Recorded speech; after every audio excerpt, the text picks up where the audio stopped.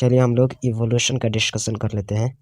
बताइए evolutionary biology किसको कहते हैं? जी हाँ, अर्थ पर लाइफ की हिस्ट्री का स्टडी करना इवोल्यूशनरी बायोलॉजी कहलाता है। जी हाँ, अर्थ पर लाइफ की हिस्ट्री का स्टडी करना इवोल्यूशनरी बायोलॉजी कहलाता है। फ्लोरा और फौना में करोड़ों वर्ष पहले हुए अर्थ पर चेंजेस को समझने के लिए ओरिजिन ऑफ लाइफ के बारे में समझना होगा। अर्थात हमें अर्थ, स्टार और स्वयं यूनिवर्स के इवोल्यूशन को जानना होगा। यह लाइफ की ओरिजिन तथा अर्थ नामक प्लैनेट पर लाइफ फॉर्म के इवोल्यूशन या बायोडाइवर्सिटी की कहानी है। In the context of evolution of earth and against the background of evolution of universe itself. चलिए रिवाइज कीजिए 7.1 ओरिजिन ऑफ लाइफ को। जब हम रात के समय आसमान की ओर स्टार्स को देखते हैं तो हम लोग एक तरह से बीते हुए समय की ओर देखते हैं। स्टेलर डिस्टेंस को लाइट ईयर में मापा जाता है। आज हम जिन ऑब्जेक्ट्स को स्टार्स के रूप में देखते हैं उनके द्वारा इमिटेड लाइट की यात्रा लाखों वर्ष यानी कि मिलियंस ऑफ ईयर पहले शुरू हुई थी। ये स्टार्स हमसे ट्रिलियन ऑफ किलोमीटर्स दूर हैं और हमारी आंखों तक पहुंच रहे हैं। अपने आसपास की चीज़ों को जब हम देखते हैं तो वे हमें तुरंत दिख जाती हैं क्योंकि वे प्रेजेंट टाइम की है। जब हम स्टार को देखते हैं तो हम स्पष्ट रूप से पास्ट में ताक झांक यानी कि पीपिंग कर रहे होते हैं। यूनिवर्स की हिस्ट्री में लाइफ की ओरिजिन एक यूनिक इवेंट माना गया है। यूनिवर्स विशाल यानी कि वास्ट है। अर्थ अपने आप में यूनिवर्स की केवल एक कणिका यानी कि स्पीक है। बताइए स्टेलर डिस्टेंस किसमें मेजर्ड किया जाता है? जी हाँ, स्टेलर डिस्टेंस को लाइट ईयर्स में मेजर्ड किया जाता है। जी हाँ, स्टेलर डिस्टेंस को लाइट ईयर्स में मेजर्ड किया जाता है। बताइए यूनिवर्स कितना ईयर ओल्ड है? जी हाँ, यूनिवर्स लगभग 20 बिलियन ईयर ओल्ड है। जी हाँ, यूनिवर्स लगभग 20 बिलियन ईयर ओल्ड है। बताइए गैलेक्सीज में क्या क्या पाए जाते हैं? जी हाँ, गैलेक्सीज में स्टार्स, गैसियस क्लाउड तथा डस्ट पाए जाते हैं। जी हाँ, गैलेक्सीज में स्टार्स, गैसियस क्लाउड तथा डस्ट पाए जाते हैं। यूनिवर्स में गैलेक्सीज का विशाल समूह यानी कि ह्यूज क्लस्टर पाया जाता है। कौन सी थियरी यूनिवर्स की ओरिजिन के बारे में हमें कुछ बताने का प्रयास करती है? जी हाँ, यूनिवर्स की ओरिजिन के बारे में बिग बैंग थियरी हमें कुछ बताने का प्रयास करती है। यह एक सिंगल ह्यूज एक्सप्लोजन के बारे में बताता है जो फिजिकल टर्म में अनइमेजिनेबल है। जी हाँ, यूनिवर्स की ओरिजिन के बारे में बिग बैंग थियरी हमें कुछ बताने का प्रयास करती है। यह एक सिंगल ह्यूज एक्सप्लोजन के बारे में बताता है जो फिजिकल टर्म में अनइमेजिनेबल है। एक्सप्लोजन के फलस्वरूप यूनिवर्स एक्सपांड हुआ तथा टेम्परेचर में कमी आई। कुछ समय बाद हाइड्रोजन और हीलियम जैसी गैसेस बनी। ये गैसेस ग्रेविटेशन के कारण कंडेंस्ड हुई और प्रेजेंट डे यूनिवर्स के गैलेक्सीज का निर्माण हुआ। मिल्की वे गैलेक्सीज में सोलर सिस्टम में अर्थ का निर्माण कब माना जाता है? जी हाँ, मिल्की वे गैलेक्सी में सोलर सिस्टम में अर्थ का निर्माण 4.5 बिलियन ईयर्स पहले माना जाता है। जी हाँ, मिल्की वे गैलेक्सी में सोलर सिस्टम में अर्थ का निर्माण 4.5 बिलियन ईयर्स पहले माना जाता है। अर्ली अर्थ पर एटमॉस्फेयर नहीं था। बताइए अर्थ को कवर करने वाली मोल्टेन मास से क्या रिलीज हुई और सन की यूवी रेज ने वाटर को किस में तोड़ दिया तथा इस प्रकार S2 हल्की प्राप्त हुई? जी हाँ, अर्ली अर्थ पर एटमॉस्फेयर नहीं था। Water vapour, methane, carbon dioxide NH3 आदि अर्थ को कवर करने वाले मोल्टेन मास से रिलीज हुई। सन की यूवी रेज ने वाटर को H2MO2 में स्प्लिट कर दिया। इस प्रकार हल्की S2 प्राप्त हुई। जी हाँ, अर्ली अर्थ पर एटमॉस्फेयर नहीं था। Water vapour, methane, carbon dioxide NH3 आदि अर्थ को कवर करने वाले मोल्टेन मास से रिलीज हुई। सन की यूवी रेज ने वाटर को H2MO2 में स्प्लिट कर दिया। इस प्रकार हल्की H2 प्राप्त हुई। ऑक्सीजन ने NH3 तथा CH4 के साथ मिलकर वाटर CO2 तथा अदर गैसेस का फॉर्मेशन किया। ऑक्सीजन ने NH3 तथा CH4 के साथ मिलकर वाटर CO2 तथा अदर गैसेस का फॉर्मेशन किया। अर्थ की चारों ओर ओजोन लेयर बनी। ठंडे हुए वाटर वेपर वर्षा के रूप में बरसी तथा सारे डिप्रेशंस यानी कि गहरे स्थान जल से भर गए, जिससे ओशियन बने। बताइए अर्थ पर कब लाइफ प्रकट हुई? जी हाँ, अर्थ बनने के 500 मिलियन ईयर बाद यानी कि लगभग 4 बिलियन ईयर्स पहले लाइफ प्रकट हुई। जी हाँ, अर्थ बनने के 500 मिलियन ईयर बाद यानी कि लगभग 4 बिलियन ईयर्स पहले लाइफ प्रकट हुई। क्या लाइफ अंतरिक्ष यानी कि आउटर स्पेस से आई? अर्ली ग्रीक विचारक मानते हैं कि यूनिट ऑफ लाइफ यानी कि स्पोर्स अर्थ सहित विभिन्न प्लैनेट में ट्रांसफर हुई थी। कुछ एस्ट्रोनॉमर्स पैनस्पर्मिया को अभी भी फेवरेट आइडिया मानते हैं। थियरी ऑफ स्पॉन्टेनियस जनरेशन काफी समय तक माना जाता रहा कि जीवन डिकेइंग तथा रोटेइंग मैटर जैसे स्ट्रॉ, मड आदि से प्रकट हुआ। लुइस पास्चर ने केयरफुल एक्सपेरिमेंट करते हुए यह बताया कि लाइफ पहले से उपस्थित यानी कि प्री एग्जिस्टिंग लाइफ से आई है। पास्चर ने दिखाया कि पहले से स्टेराइल किए गए फ्लास्क में किल्ड ईस्ट से न्यू लिविंग ऑर्गेनिज्म पैदा नहीं होते, जबकि खुले फ्लास्क में किल्ड ईस्ट को रखने से कुछ समय बाद न्यू लिविंग ऑर्गेनिज्म आ जाते हैं। इस प्रकार स्पॉन्टेनियस जनरेशन को हमेशा के लिए डिसमिस कर दिया गया।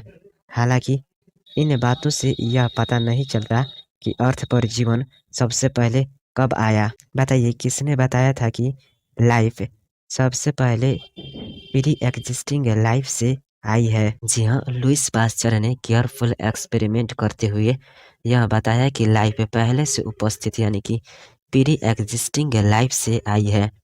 पास्चर ने दिखाया कि पहले से स्टेरलाइज किए गए फ्लास्क में किल्ड ईस्ट से न्यू लिविंग ऑर्गेनिज्म पैदा नहीं होते, जबकि दूसरे खुले फ्लास्क में किल्ड ईस्ट को रखने से कुछ समय बाद न्यू लिविंग ऑर्गेनिज्म आ जाते हैं। इस प्रकार स्पॉन्टेनियस जनरेशन को हमेशा के लिए डिसमिस कर दिया गया। जी हाँ, लुइस पास्चर ने केयरफुल एक्सपेरिमेंट करते हुए यह बताया कि लाइफ पहले से उपस्थित यानी कि प्री एग्जिस्टिंग लाइफ से आई है। पास्चर ने दिखाया कि पहले से स्टेरलाइज किए गए फ्लास्क में किल्ड ईस्ट से न्यू लिविंग ऑर्गेनिज्म पैदा नहीं होते, जबकि दूसरे खुले फ्लास्क में किल्ड ईस्ट को रखने से कुछ समय बाद न्यू लिविंग ऑर्गेनिज्म आ जाते हैं। इस प्रकार स्पॉन्टेनियस जनरेशन को हमेशा के लिए डिसमिस कर दिया गया। चलिए हम लोग थियरी ऑफ केमिकल इवोल्यूशन के बारे में डिस्कस कर लेते हैं। किस साइंटिस्ट ने बताया कि जीवन का पहला रूप pre existing non living organic molecules जैसे RNA, प्रोटीन आदि से आया हुआ हो सकता है तथा लाइफ का निर्माण केमिकल इवोल्यूशन के बाद हुआ। That is formation of diverse organic molecules from inorganic constituents। जी हाँ, रसिया के ओपेरिन तथा इंग्लैंड के हेलेडेन ने बताया कि जीवन का पहला रूप pre existing non living organic molecules जैसे RNA, प्रोटीन आदि से आया हुआ हो सकता है तथा लाइफ का निर्माण केमिकल इवोल्यूशन के बाद हुआ। जी हाँ, रसिया के ओपेरिन तथा इंग्लैंड के हेलेडेन ने बताया कि जीवन का पहला रूप pre existing non living organic molecules जैसे RNA, प्रोटीन आदि से आया हुआ हो सकता है तथा लाइफ का निर्माण केमिकल इवोल्यूशन के बाद हुआ। केमिकल इवोल्यूशन मतलब formation of diverse organic molecules from inorganic constituents. Chemical evolution में इनऑर्गेनिक कॉन्स्टिट्यूएंट से विभिन्न ऑर्गेनिक मॉलिक्यूल्स का निर्माण हुआ होगा। उस समय अर्थ की कंडीशन क्या रही होगी? जी हाँ, केमिकल इवोल्यूशन में इनऑर्गेनिक कॉन्स्टिट्यूएंट से विभिन्न ऑर्गेनिक मॉलिक्यूल्स का निर्माण हुआ। उस समय अर्थ की condition high temperature, volcanic storms, CH4, NH3, etc. containing reducing atmosphere। जी हाँ, केमिकल इवोल्यूशन में इनऑर्गेनिक कॉन्स्टिट्यूएंट से विभिन्न ऑर्गेनिक मॉलिक्यूल्स का निर्माण हुआ। उस समय अर्थ की condition high temperature, volcanic storms, CH4, NH3, etcetera containing reducing atmosphere रहा होगा। बताइए किसने, कब और कहाँ के वैज्ञानिक ने प्रारंभिक अर्थ वाली सिमिलर कंडीशन को पैदा की और उन्हें क्या प्राप्त हुआ? जी हाँ, 1953 में अमेरिकी वैज्ञानिक SL मिलर ने अपनी लैब में प्रारंभिक अर्थ वाली सिमिलर कंडीशन पैदा की। इन्होंने क्लोज फ्लास्क में 800 डिग्री सेल्सियस पर इलेक्ट्रिक डिस्चार्ज किया, जिसमें CH4NH3S2 और वाटर वेपर को लिया। इलेक्ट्रिक डिस्चार्ज के फलस्वरूप इन्हें एमाइनो एसिड प्राप्त हुआ। जी हाँ, 1953 में अमेरिकी वैज्ञानिक SL मिलर ने अपनी लैब में प्रारंभिक अर्थ वाली सिमिलर कंडीशन पैदा की। इन्होंने क्लोज फ्लास्क में 800 डिग्री सेल्सियस पर इलेक्ट्रिक डिस्चार्ज किया, जिसमें CH4NH3S2 और वाटर वेपर को लिया। इलेक्ट्रिक डिस्चार्ज के फलस्वरूप इन्हें एमाइनो एसिड प्राप्त हुआ। अन्य वैज्ञानिकों ने सिमिलर एक्सपेरिमेंट में क्या प्राप्त किया? जी हाँ, 1953 में अमेरिकी वैज्ञानिक SL मिलर ने अपनी लैब में प्रारंभिक अर्थ वाली सिमिलर कंडीशन पैदा की। इन्होंने क्लोज फ्लास्क में 800 डिग्री सेल्सियस पर इलेक्ट्रिक डिस्चार्ज किया, जिसमें CH4NH3S2 और वाटर वेपर को लिया। इलेक्ट्रिक डिस्चार्ज के फलस्वरूप एमाइनो एसिड प्राप्त हुए। अन्य वैज्ञानिकों ने सिमिलर एक्सपेरिमेंट में शुगर, नाइट्रोजन बेसिस, पिगमेंट्स तथा फैट को ऑब्जर्व किया। जी हाँ, अन्य वैज्ञानिकों ने सिमिलर एक्सपेरिमेंट में शुगर, नाइट्रोजन बेसिस, पिगमेंट्स तथा फैट को ऑब्जर्व किया। जी हाँ, मेटियोराइट कंटेंट के एनालिसिस से पता चला कि ठीक ऐसे ही प्रोसेसेस स्पेस में किसी अन्य स्थान पर होती रही होंगी। लिमिटेड एविडेंस के आधार पर कॉन्जेक्टरी स्टोरी यानी कि निराधार कल्पना वाली कहानियों का पहला भाग अर्थात केमिकल इवोल्यूशन को थोड़ा बहुत एक्सेप्ट किया जा सकता है। हम नहीं जानते कि लाइफ का सेल्फ रेप्लिकेशन मेटाबॉलिक कैप्सूल कब पैदा हुआ। मेटियोराइट कंटेंट के एनालिसिस से पता चला कि ठीक ऐसे ही प्रोसेसेस स्पेस में किसी अन्य स्थान पर होती रही होंगी। लिमिटेड एविडेंस के आधार पर कॉन्जेक्टरी स्टोरी यानी कि निराधार कल्पना वाली कहानियों का पहला भाग अर्थात केमिकल इवोल्यूशन को थोड़ा बहुत एक्सेप्ट किया जा सकता है। हम नहीं जानते कि लाइफ का सेल्फ रेप्लिकेशन मेटाबॉलिक कैप्सूल कब पैदा हुआ। बताइए लाइफ का पहला नॉन सेलुलर फॉर्म कब पैदा हुआ होगा तथा वे कौन से मॉलिक्यूल रहे होंगे? जी हाँ, लाइफ का पहला non cellular form 3 billion year पूर्व पैदा हुआ होगा तथा वे गाइंट मॉलिक्यूल्स यानी कि RNA, प्रोटीन, पॉलीसेकेराइड्स एटसेट्रा रहे होंगे। ये कैप्सूल शायद अपने मॉलिक्यूल्स को रिप्रोड्यूस भी करते रहे होंगे। जी हाँ, लाइफ का पहला non cellular form 3 billion year पूर्व पैदा हुआ होगा तथा वे गाइंट मॉलिक्यूल्स यानी कि RNA, प्रोटीन, पॉलीसेकेराइड्स एटसेट्रा रहे होंगे। ये कैप्सूल शायद अपने मॉलिक्यूल्स को रिप्रोड्यूस भी करते रहे होंगे। जीवन का पहला सेलुलर फॉर्म कब तक प्रकट नहीं हुआ होगा? संभवतः ये कैसे रहे होंगे? जी हाँ, जीवन का पहला cellular form 2000 million year ago तक प्रकट नहीं हुआ होगा। संभवतः ये सिंगल सेल्स रहे होंगे। सभी लाइफ फॉर्म्स कहाँ रही होंगी? जी हाँ, जीवन का पहला cellular form 2000 million year ago तक प्रकट नहीं हुआ होगा। संभवतः ये सिंगल सेल्स रहे होंगे। सभी लाइफ फॉर्म्स पानी में ही रहे होंगे। नॉन लिविंग मॉलिक्यूल्स के इवोल्यूशन द्वारा धीरे धीरे लाइफ का पहला फॉर्म बना तथा बायोजेनेसिस की इस वर्जन को अधिकतर लोग स्वीकार करते हैं। लाइफ का पहला सेलुलर फॉर्म कैसे आज की कॉम्प्लेक्स बायोडाइवर्सिटी में विकसित हुआ, यह फैसिनेटिंग स्टोरी नीचे दी गई है। चलिए figure 7.1 diagrammatic representation of millers experiment को कम से कम 30 से 40 बार बनाइए। बताइए क्या इसमें आपको इलेक्ट्रोड्स की लेवलिंग दिख रही है। स्पार्क डिस्चार्ज की, वाटर आउट की लेवलिंग,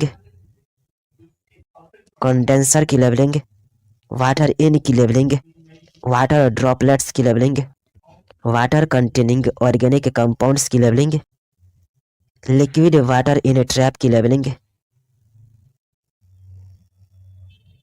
बॉइलिंग वाटर की लेवलिंग, टू वैक्यूम पंप की लेवलिंग, गैसेस में कितने गैस की लेवलिंग की गई है, इनका नाम बताइए। जी हाँ, गैसेस में 4 गैसेस की लेवलिंग की गई है। Methane, ammonia, water, S2। चलिए फिर से बताइए। बताइए क्या इसमें आपको इलेक्ट्रोड्स की लेवलिंग दिख रही है? स्पार्क डिस्चार्ज की, वाटर आउट की लेवलिंग, कंडेंसर की लेवलिंग, वाटर इन की लेवलिंग, वाटर ड्रॉपलेट्स की labelling, water containing organic compounds की labelling, liquid water in trap की लेवलिंग, बॉइलिंग वाटर की लेवलिंग, टू वैक्यूम पंप की लेवलिंग। गैसेस में कितने गैस की लेवलिंग की गई है, इनका नाम बताइए। जी हाँ, गैसेस में 4 गैसेस की लेवलिंग की गई है। Methane, ammonia, water, S2। फिर से बताइए क्या इसमें आपको इलेक्ट्रोड्स की लेवलिंग दिख रही है? स्पार्क डिस्चार्ज की, वाटर आउट की लेवलिंग, कंडेंसर की लेवलिंग, वाटर इन की लेवलिंग, वाटर ड्रॉपलेट्स की labelling, water containing organic compounds की labelling, liquid water in trap की लेवलिंग, बॉइलिंग वाटर की लेवलिंग, टू वैक्यूम पंप की लेवलिंग। गैसेस में कितने गैस की लेवलिंग की गई है, इनका नाम बताइए। जी हाँ, गैसेस में 4 गैसेस की लेवलिंग की गई है। Methane, ammonia, water, S2। Revise कीजिए 7.2 evolution of life forms A theory को। Theory of special creation. Conventional religious literature यानी कि परंपरागत धार्मिक साहित्य हमें थियरी ऑफ स्पेशल क्रिएशन के बारे में बताते हैं। इस थियरी में 3 कोनोटेशंस यानी कि अर्थ हैं। फर्स्ट, संसार में आज जितने भी लिविंग ऑर्गेनिज्म हैं वे ऐसे ही एज सच बनाए गए होंगे। सेकेंड, उत्पत्ति के समय से ही यह डाइवर्सिटी थी और भविष्य में भी ऐसी ही रहेगी।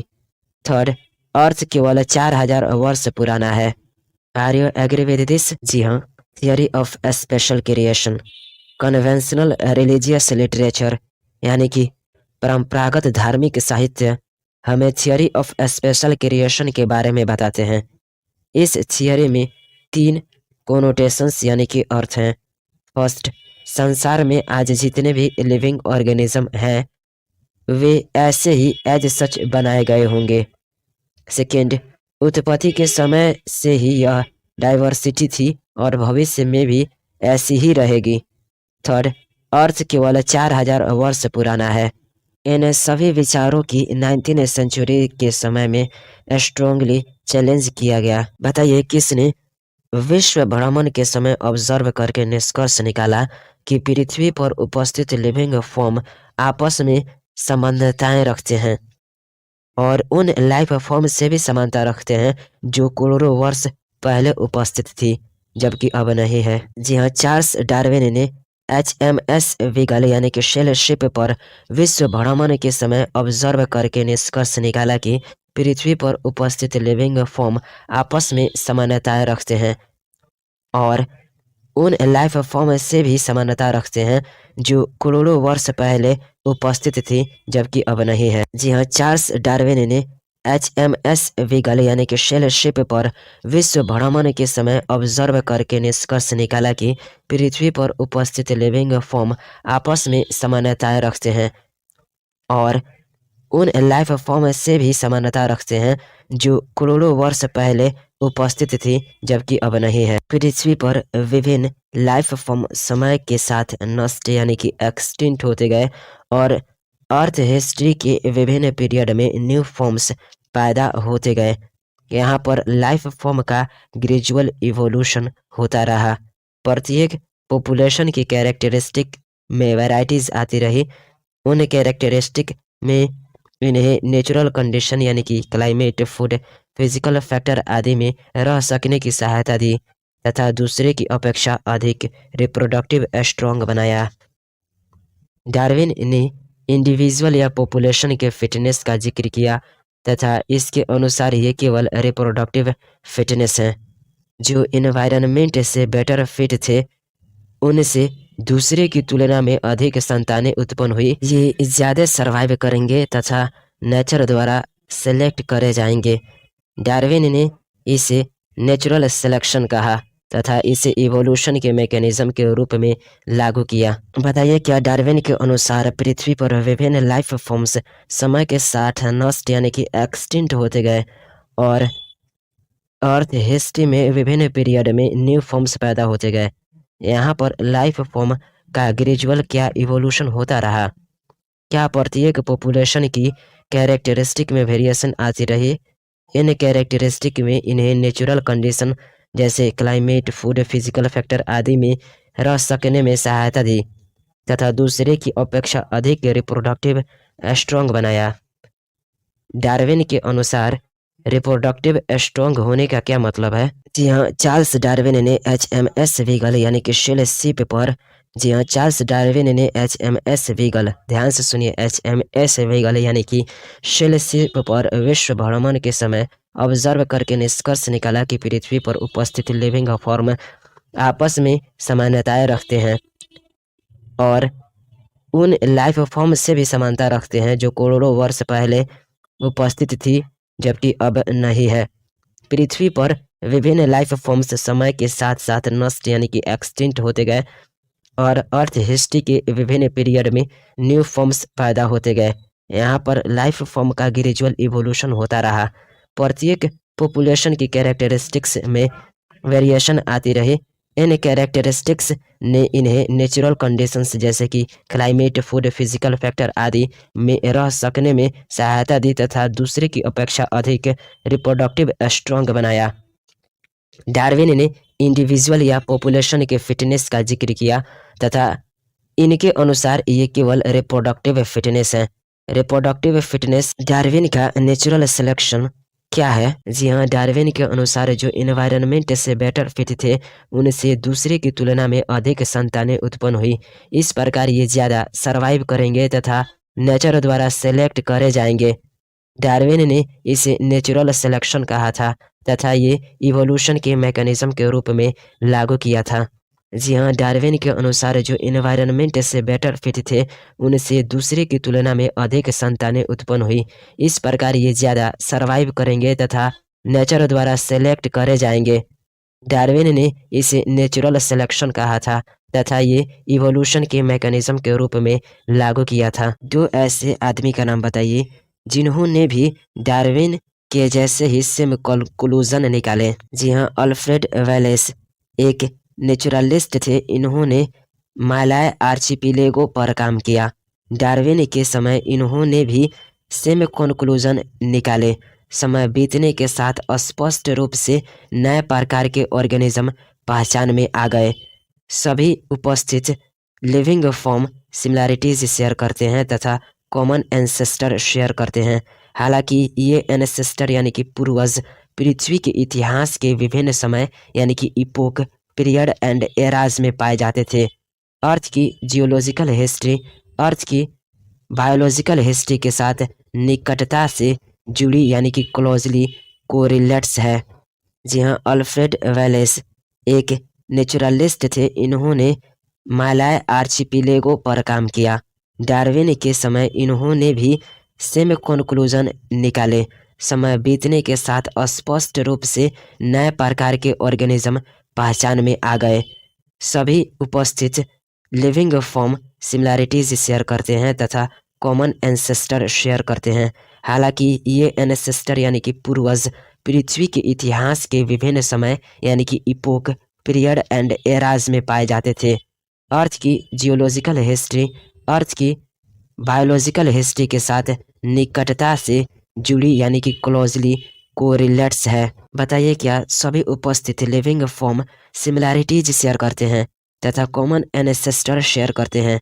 हालांकि ये एनेसेस्टर यानी कि पूर्वज पृथ्वी के इतिहास के विभिन्न समय that is epoch, periods and eras में पाए जाते थे। क्या अर्थ की जियोलॉजिकल हिस्ट्री अर्थ की बायोलॉजिकल हिस्ट्री के साथ निकटता से जुड़ी यानी कि क्लोजली कोरिलेट्स है? जी हाँ, सभी उपस्थित लिविंग फॉर्म सिमिलैरिटीज शेयर करते हैं तथा कॉमन एनेसेस्टर्स शेयर करते हैं। हालांकि ये एनेसेस्टर यानी कि पूर्वज पृथ्वी के इतिहास के विभिन्न समय that is epoch, periods and eras में पाए जाते थे। अर्थ की जियोलॉजिकल हिस्ट्री अर्थ की बायोलॉजिकल हिस्ट्री के साथ निकटता से जुड़ी यानी कि क्लोजली कोरिलेट्स है। एक कॉमन परमिसिबल कंक्लूजन यह है कि अर्थ बहुत पुरानी है, न कि thousands of year as was thought earlier but billions of year old. जी हाँ, एक कॉमन परमिसिबल कंक्लूजन यह है कि अर्थ बहुत पुरानी है, न कि thousands of year as was thought earlier but billions of year old.